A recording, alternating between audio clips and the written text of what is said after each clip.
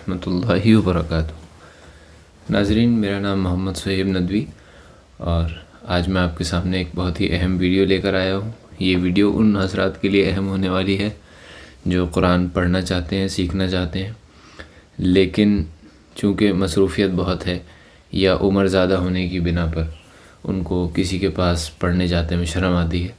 तो उन हज़रात के लिए मैं एक प्लेलिस्ट तैयार कर रहा हूँ जिसमें नूरानी क़ायदे की, यानी कि जो आप अपनी स्क्रीन पे ये किताब देख रहे हैं, इसके छोटे छोटे लेसन्स की छोटी छोटी वीडियोस होंगी जिनको पढ़कर और समझकर आपके लिए कुरान का पढ़ना आसान होगा। तो चलिए बग़ैर किसी देरी के शुरू करते हैं। आप लोग मेरे साथ पढ़िए। अऊज़ु बिल्लाहि मिनश शैतानिर रजीम, बिस्मिल्लाहिर रहमानिर रहीम। अलिफ, देखिए ये जो लफ्ज़ है इसको हम बोलते हैं अलिफ। एक बार मेरे साथ रिपीट करिए। अलिफ, बा, ता, सा। अब आप देख रहे हैं कि बा, ता और सा ये तीनों स्ट्रक्चर वाइज सेम है। इसमें डिफरेंस किस चीज़ का है? ये जो नुक्ता जिसे हम उर्दू में बोलते हैं या अरबी में, ये बा के नीचे एक, ता के ऊपर दो और सा के ऊपर तीन। स्ट्रक्चर तीनों अल्फ़ाबेट्स का सेम है। हम इसको डिफ्रेंशिएट करने के लिए नुक्ते का इस्तेमाल करते हैं। नुक्ता, हम अगर हमें एक नुक्ता नीचे दिख रहा है तो ये बा है, और सेम स्ट्रक्चर के अल्फ़ाबेट में दो नुक्ते ऊपर हैं तो वो ता है, और बिल्कुल वैसे ही अल्फ़ाबेट में अगर ऊपर तीन नुक्ते हैं तो वो सा है। एक बार हम इस लाइन को रिपीट करते हैं। अलिफ, बा, ता, सा।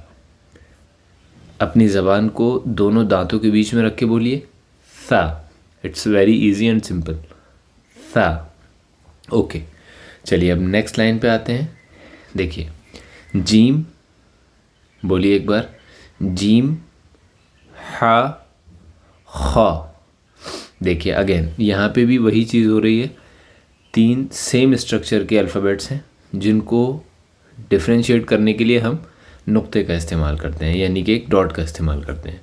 देखिए, जीम के नीचे, यानी कि यहाँ पे आपको बीच में दिख रहा है लेकिन ये एक्चुअल में नीचे होता है। जीम के नीचे एक नुक्ता होता है, हा में कोई नुक्ता नहीं होता, और खा के ऊपर एक नुक्ता यानी कि एक डॉट होता है। चलिए इस लाइन को हम दोबारा पढ़ते हैं, एक बार रिपीट करते हैं। जीम, हा, खा। Very easy. जीम, हा, खा। चलिए अब हम एक बार स्टार्टिंग से इसको रिपीट करते हैं।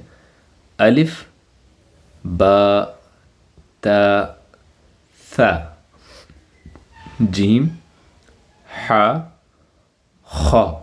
ओके, चलिए अब नेक्स्ट लाइन पे चलते हैं। दाल, एक बार रिपीट करिए।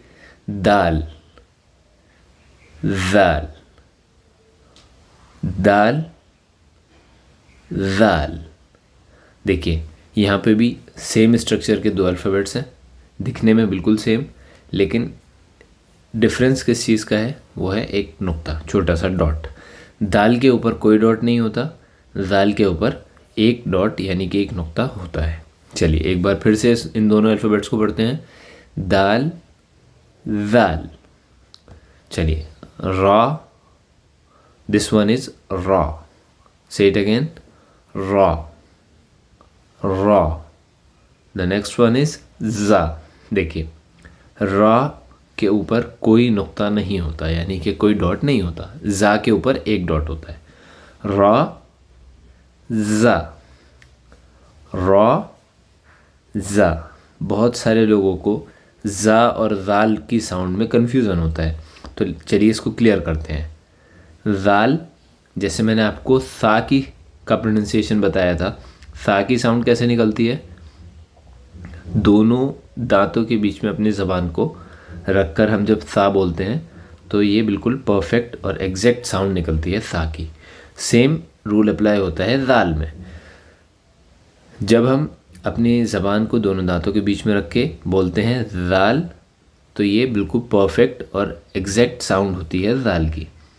और उसी से मिलती जुलती साउंड ज़ा की होती है, इसीलिए बहुत सारे लोग उसमें गलती करते हैं। देखिए, ज़ाल की साउंड थोड़ी सी सॉफ्ट होती है और ज़ा की साउंड थोड़ी सी रफ़ होती है। ज़ा, इट्स ज़ा। दोनों दांतों को भींच कर अपनी ज़बान को जब आप लगाएंगे और बोलेंगे ज़ा, तो वो एग्जैक्ट बिल्कुल सेम साउंड निकलेगी, बिल्कुल सही। चलिए, रॉ ज़ा, रॉ ज़ा। ओके, एक बार हम इसको स्टार्टिंग से रिपीट करते हैं। अलिफ, बा, ता, सा, जीम, हा, खा, दाल, ज़ाल, रॉ, ज़ा।